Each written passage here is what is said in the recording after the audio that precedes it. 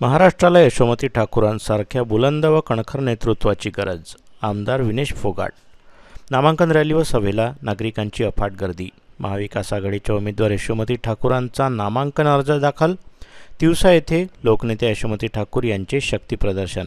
महिलाच नव्हे तर युवकांना देखील अन्याय करणाऱ्या भाजप आणि सरकारला पराभूत करून महाराष्ट्राला महाविकास आघाडीचे सरकार निवडून आणा. यशोमती ठाकूरसारख्या बुलंद व कणखर नेतृत्वाची समाजाला व पर्यायाने महाराष्ट्राला गरज असून या आपल्या बहिणीला हरवण्यासाठी विरोधक षडयंत्र रचतील, परंतु आपण कोणत्याही भ्रमात न राहता यशोमती ठाकूर यांचा बुलंद आवाज विधानसभेत पोहोचवा, असे आवाहन प्रसिद्ध आंतरराष्ट्रीय कुस्तीपटू आमदार विनेश फोगाट यांनी केलं. महाविकास आघाडीच्या उमेदवार लोकनेत्या यशोमती ठाकूर यांच्या प्रचारार्थ आयोजित विराट सभेत आमदार विनेश फोगाट बोलत होत्या.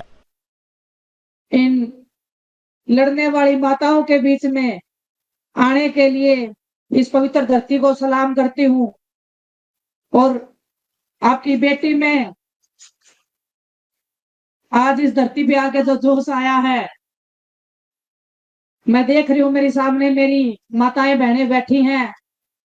आपको अपनी शक्ति पहचानने का जो दिन है वो 20 तारीख का दिन है। यशोमती ताई जो आपके सामने खड़ी हैं, ऐसी दुर्गा, ऐसी बहन, ऐसी साथी जो आपको मिली है, वो दशकों से ऐसी बहनें आपके बीच में आती हैं आपको सम्मान देने के लिए, आपकी हकों की लड़ाई लड़ने के लिए आपके बीच में आई है। मैं यशोमती ताई के लिए एक बात कहना चाहती हूँ, अपनी काबिलियत को इतना बढ़ाओ कि आपको हराने के लिए कोशिशें नहीं साजिशें करनी पड़े। यशोमती ताई ने अपनी काबिलियत को इतना बढ़ा लिया है। यशोमती ताई जैसी महिला आपके सामने खड़ी है, एक दुर्गा का रूप होती है माता बहनें। इस संसार को आगे बढ़ाने का जो काम करती हैं वो हमारी माताएं बहनें हैं और उसी का मैं एक अंश हूं। अगर मेरे में इतनी ताकत और इतनी हिम्मत है वो आप लोगों से आई है। आपके बिना हम नहीं थे और हमारे बिना ये संसार नहीं है। इस शक्ति को हमें पहचानना है, इस ताकत को हमें जानना पड़ेगा. यावेळी व्यासपीठावर माजी केंद्रीय मंत्री अरुण यादव, मध्य प्रदेशचे माजी मंत्री सुखदेव पानसे, खासदार बळवंत वानखडे, वर्धा येथील खासदार अमर काळे, यवतमाळ येथील खासदार संजय देशमुख, माजी मंत्री अनिल बाबू देशमुख, श्री शिवाजी शिक्षण संस्थेचे अध्यक्ष हर्षवर्धन देशमुख, आमदार धीरज लिंगाडे, बबलू देशमुख, वीरेंद्र जगताप, दिलीप एडतकर, सुनील देशमुख, विलास इंगोले, बबलू शेखावत, श्याम देशमुख यांची उपस्थिती होती. महाविकास आघाडीच्या हजारो कार्यकर्ते व जनता जनार्दन यांच्या उपस्थितीत यशोमती ठाकूर यांनी आज तिवसा विधानसभा मतदारसंघासाठी नामांकन दाखल केलं. आमदार यशोमती ठाकूर यांचा उमेदवारी अर्ज दाखल करण्यासाठी महाविकास आघाडी व घटक पक्षाचे हजारो कार्यकर्ते तिवसा येथील समर्थ आळकुजी महाराज नगर, सातरगाव रोड येथील मैदानावर जमले होते. प्रारंभी नामांकन रॅली काढून यशोमती ठाकूर यांनी अफाट सभा घेतली. मोठ्या शक्ती प्रदर्शनात त्यांनी आपला नामांकन अर्ज दाखल केला. यावेळी पुढे बोलताना विनेश फोगाट म्हणाले की यशोमती ठाकूर या बहादूर बेटी व बहीण आहेत. यशोमतींचा आवाज म्हणजे तुमचा आवाज. यशोमती ठाकूरसारख्या महिला निर्माण झाल्या तर महिलांवर अत्याचार होणार नाहीत, असा विश्वास आमदार फोगाट यांनी व्यक्त केला. यावेळी माजी केंद्रीय मंत्री अरुण यादव यांनी केंद्र सरकारसोबतच राज्य सरकारचा समाचार घेत यशोमती ठाकूर यांच्यासारख्या जनतेच्या पाठीराख्या उमेदवारांना मोठ्या मताधिक्याने निवडून देण्याचं आवाहन नागरिकांना केलं. यशोमती ताई, आपके सभा में पुरुषों से ज्यादा हमको बहनें नजर आ रही हैं और जब घर की बहन, जब घर की मुखिया सड़क पर होती है तो स्पष्ट होता है कि अब त्योसा के अलावा महाराष्ट्र में भी परिवर्तन की लहर चल रही.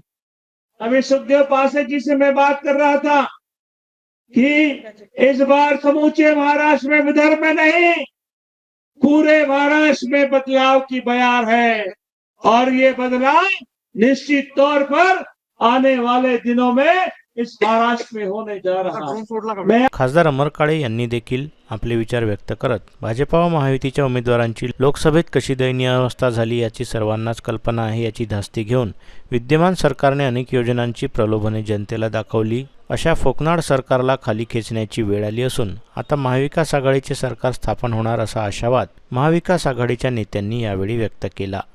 2014 पासून तर 2024 पर्यंत या महाराष्ट्रामध्ये भारतीय जनता पक्षाचं आणि सेनेचं सरकार, त्यावेळी भारतीय जनता पक्ष सरकार होतं.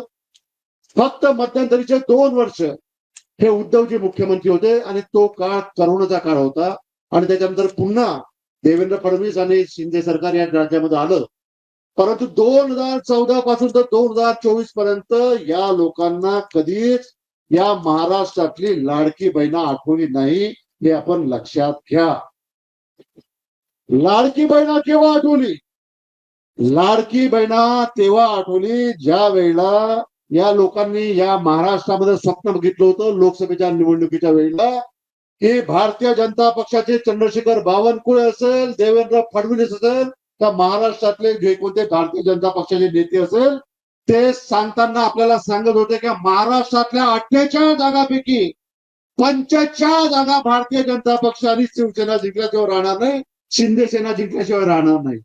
निकाल लागला 4 जूनला आणि 4 जूनला निकाल लागल्यानंतर जो 440 व्होल्टचा झटका महाराष्ट्रातल्या मतदारांनी भारतीय जनता पक्षाला दिला, त्याच्यानंतर 45 जागाचं स्वप्न पाहणारा भारतीय जनता पक्ष याला केवळ महाराष्ट्रामध्ये 9 जागेवर समाधान मानावं लागलं, फक्त 9 जागे. आणि हा जो 440 व्होल्टचा झटका या महाराष्ट्रातल्या मतदारांनी या सरकारला दिला, त्याच्यानंतर या लोकांना लाडकी बहीण आठवली, हे आपण लक्षात घ्या. तुमचे प्रेम, आशीर्वाद, विश्वास माझी ताकद आहे. कोणत्याही संकटाचा सामना करण्यासाठी तुमची साथ पुरेशी आहे. ही लढाई नुसती निवडणुकीपुरती नसून संविधान वाचविण्यासाठी आहे. विद्यमान सरकारने तुमचा विश्वासघात केला. शेतमालाला आजही 1500 वर्षापूर्वीचेच भाव आहेत. फसव्या योजना काढून भाजप-प्रणीत सरकारने मतदारांना आमिष दाखवलं. त्यामुळे संविधान वाचवण्यासाठी प्रयत्न करणाऱ्या महाविकास आघाडीच्या उमेदवारांना मोठ्या मताधिक्याने निवडून आणण्याचे आवाहन तिवसा विधानसभा मतदारसंघाच्या उमेदवार यशोमती ठाकूर यांनी केले. तुमचा आशीर्वाद सर्वांचा पाठीशी आहे, होता आणि राहील याचा विश्वास मला आहे. आज ज्या मोठ्या प्रमाणामध्ये तुम्ही इथे उपस्थित झालेला आहात, मला खरोखर गहिवरून आलेला आहे तुमचं हे प्रेम आणि आपुलकी बघून. ही साथ असली की आम्ही कोणत्याही संकटाला मात करू शकतो, हे मागच्या काळामध्येही आम्ही साबित केलेलं आहे. तुमची आपुलकी, तुमचं प्रेम सातत्याने सोबत राहावं अशी एक विनंती आहे. ही लढाई ही काही निवडणूक नाही आहे, ही एक मोठी लढाई आहे आणि ही लढाई आपलं संविधान वाचवण्याची लढाई आहे. आता विनेश, आमची बहीण विनेश बोलली, अमरदादा बोलले, अरुण भैया बोलले, या ठिकाणी आमचे सुखदेव भैया उपस्थित आहे, कुणाल भैया या ठिकाणी बोलले, आमचे काका या ठिकाणी एडतकर काका बोलले, अनिश भाई बोलले, आमची सर्व आदरणीय पितृतुल्य मंडळी या ठिकाणी त्यांनी भाषण केलं आणि त्यांनी सांगितलं तुम्हाला की कशा प्रकारे आपलं सरकार पाडण्याचा प्रयत्न या मंडळींनी केला. तुम्हाला आठवतंय कोविडचा काळ?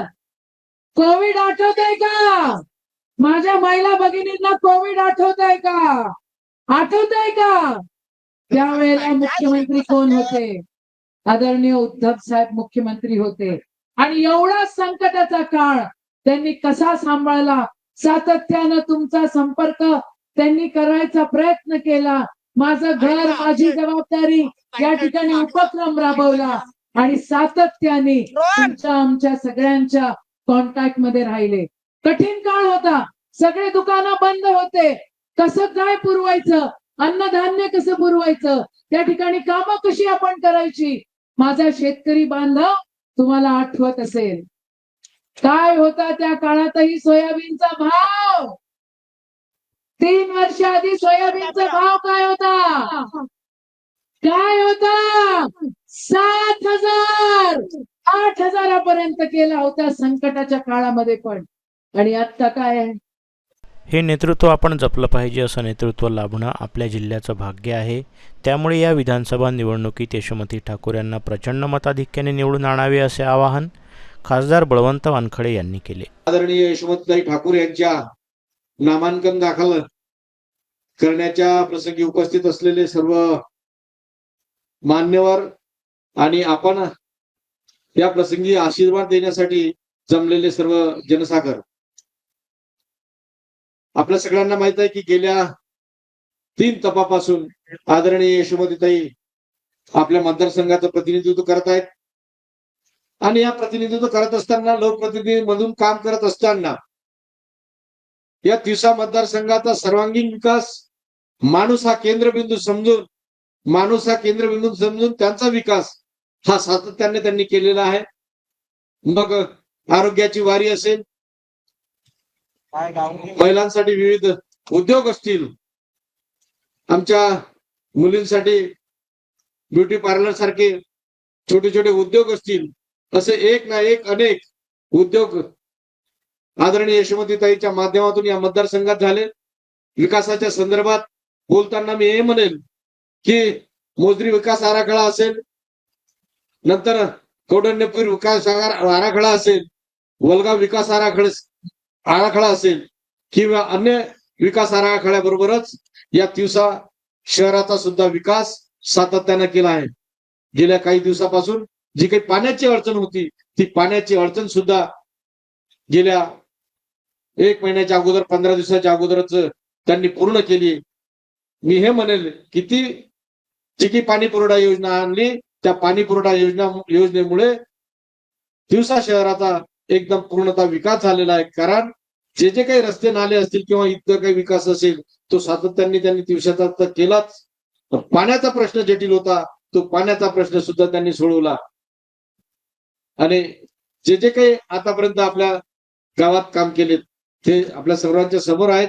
मी गेल्या काही दिवसापासून लोकसभेच्या निवडणुकीपासून जे तिवसा मतदारसंघात फिरत आहोत, तर मी हे म्हणेल या प्रसंगी विकासाची गती यशोमती.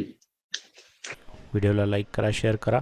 मंडल न्यूजच्या यूट्यूब चॅनलला सबस्क्राईब करा. फेसबुक व इंस्टाग्रामला फॉलो करा.